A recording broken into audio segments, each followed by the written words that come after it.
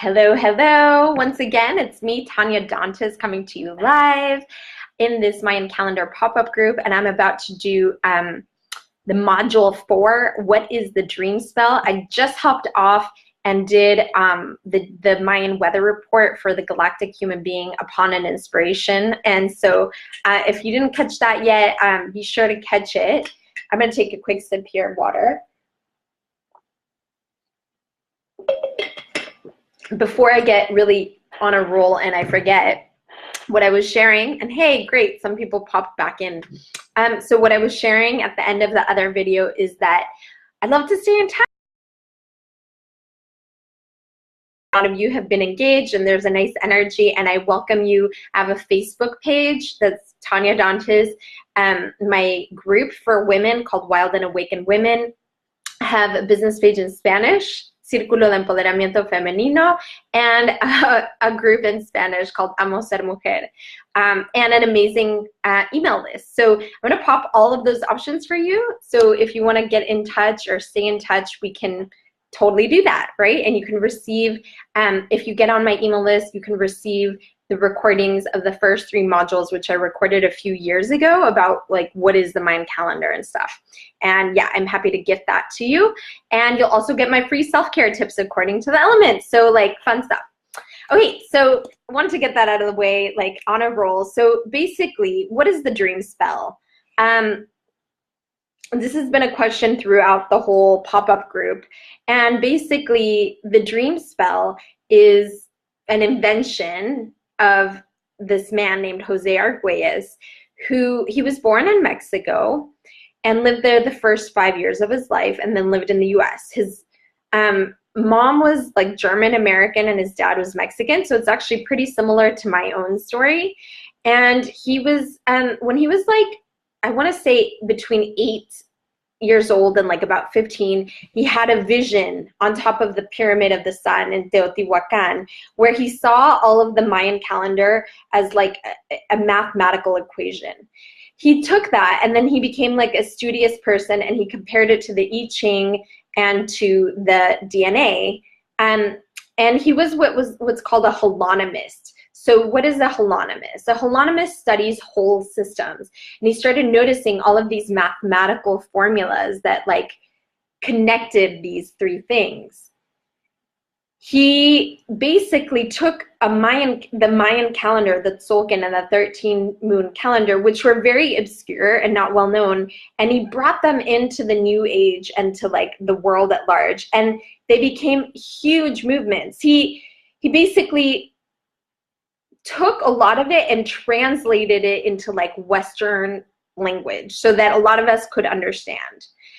And so a lot of the material that's out there is according to the dream spell. It's also a lot more. Like there's a lot of stuff that I am not really into. Like they have this thing called the Law of Time, and they have the Chronicles, and they have all these like different meditations, which I'm gonna actually offer a meditation for you guys, but I do it a little bit differently. Like you're welcome to check it out. Like if you feel like it resonates, he has tons of books. He wrote The Mayan Factor, Mandalas. He wrote so many books. The Surfers of the Zuvuya is the one I most recommend because it's kind of like a novel, and it really tells you about what the Mayan calendar is about. The Surfers of the Zuvuya, fabulous, and it's short. It's not a big book. I think that is the one I always recommend people who want to learn more about the Mayan calendar. It's not technical, but it's like a lot of his other books are kind of like over your head. It's like the kind of the book that it's really hard to read. Like it's not like easy reading. You know what I'm saying? So yeah, so what other possibilities out there? So a lot of times, like Dina asked about, well, what if I have an app that tells me that my birthday is another day? Okay.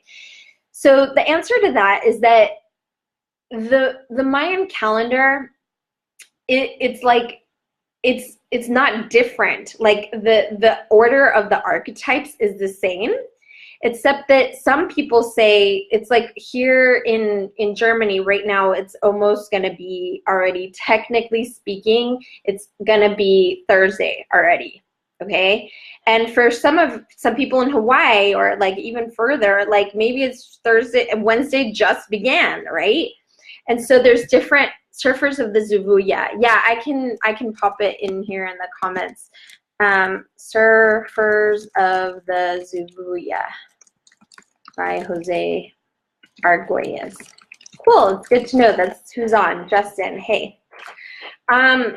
So basically, the count of the days it's the same calendar, except that some people say that we're on monkey day and other people say we're on human day or whatever. Like, it's just like people, it's still like Monday, Tuesday, Wednesday, Thursday, Friday, Saturday, Sunday, but some people are on Thursday and other people are on Wednesday. They're different, what's called a different count.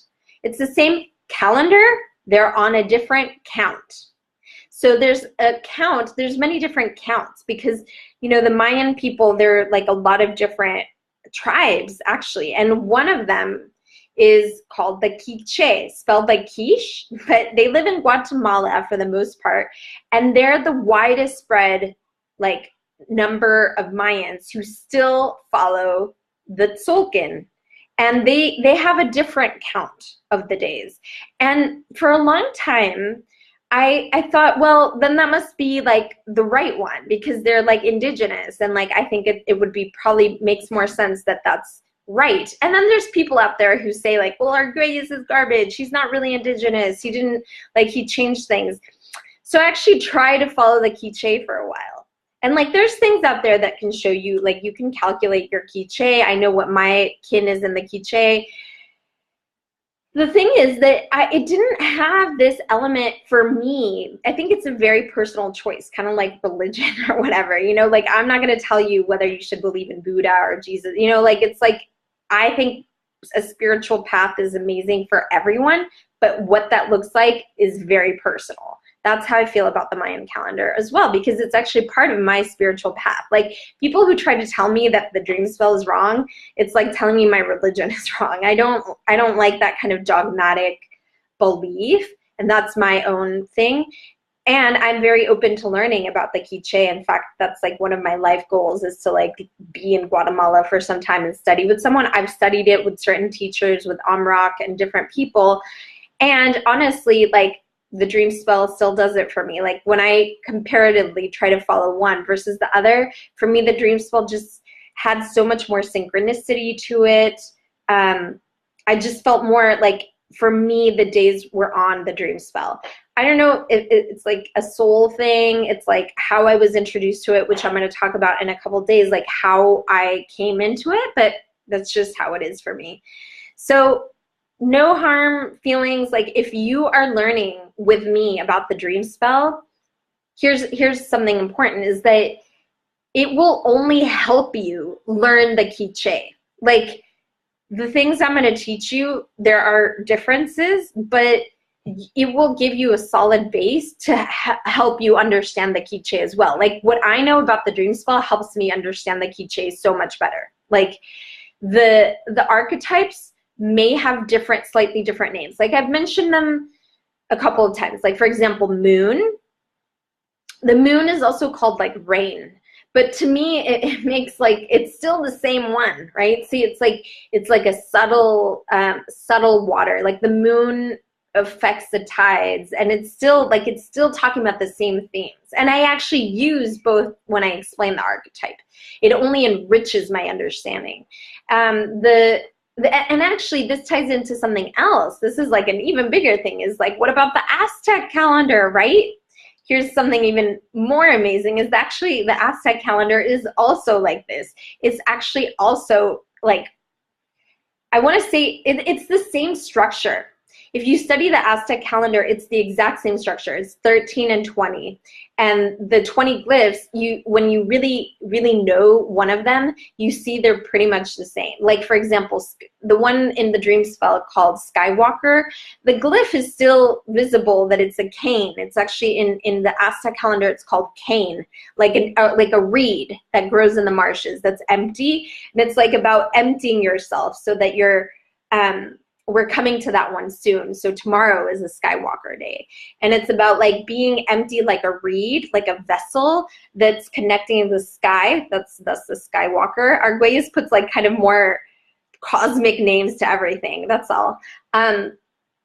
connecting the sky to the earth. So becoming an empty vessel so that you can face your fears and like release more of your ego and just like channel more. And so that's the Skywalker. It's like, and it's read. To me, it just enriches, it expands my understanding. It's not like one is against the other at all. And so that's like, there's the Aztec calendar, which is actually often the same count as the Quiche. Like when I've had mine read, like the Quiche and the Aztec coincide.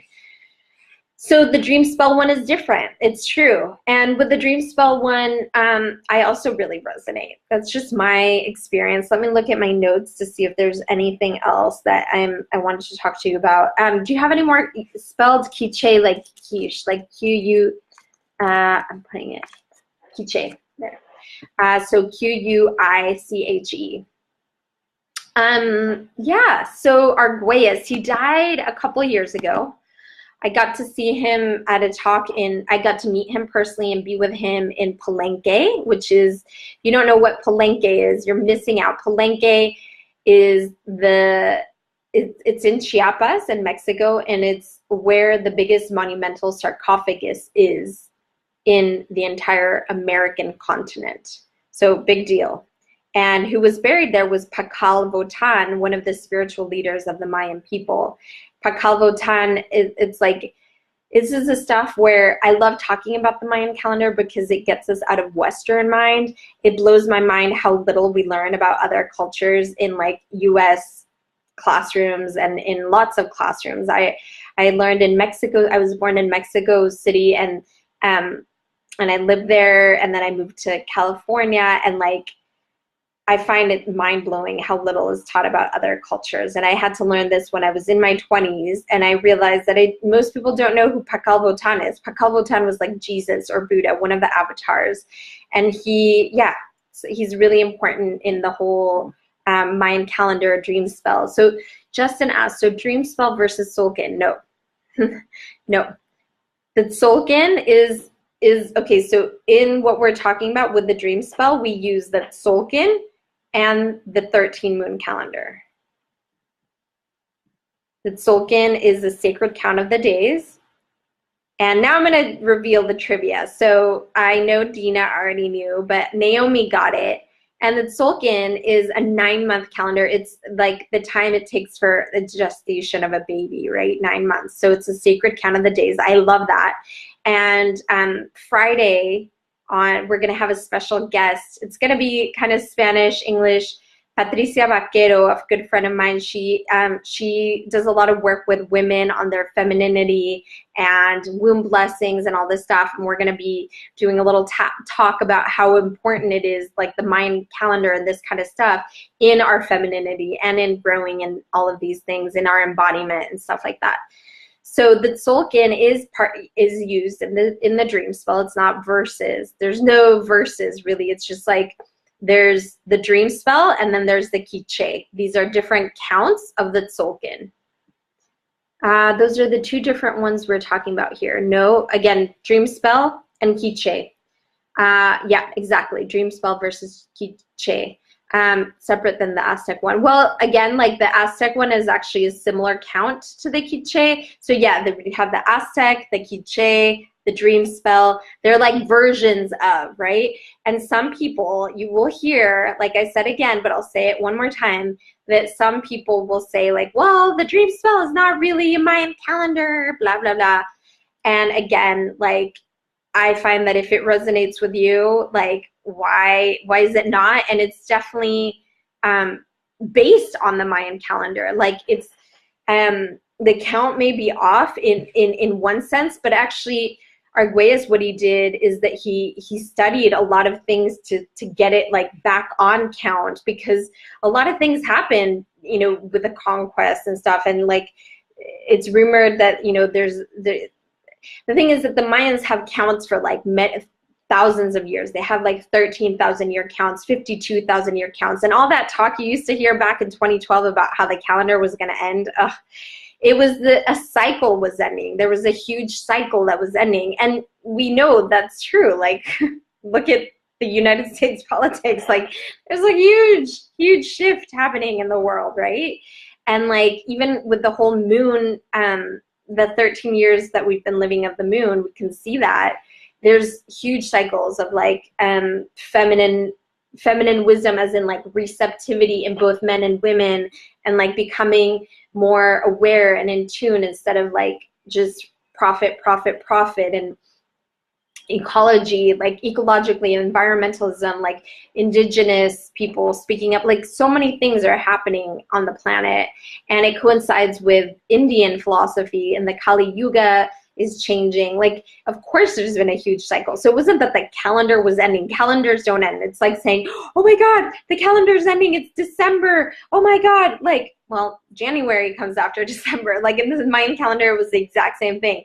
The cycle was just changing. And back in like 2011, I used to do a lot of talks about this. 2010 and 2011, I would do talks on the 2012 and explain this to people so that they would understand that it's a change that they could use to like become aware of their own shifts and like the collective shifts. But yeah, so the Mayans have like huge cycles, 130,000 year cycles, 260,000 year cycles, 52,000 year cycles, 520,000 year cycles. And like sometimes these shift, and like there's rumors that, you know, some of the counts have gotten off. And so like it's like one of those things, it's like religious things. People fight about like, well, who's right, who's wrong? And it's like, for me, it's about what feels right to you. I like the Dreamspell.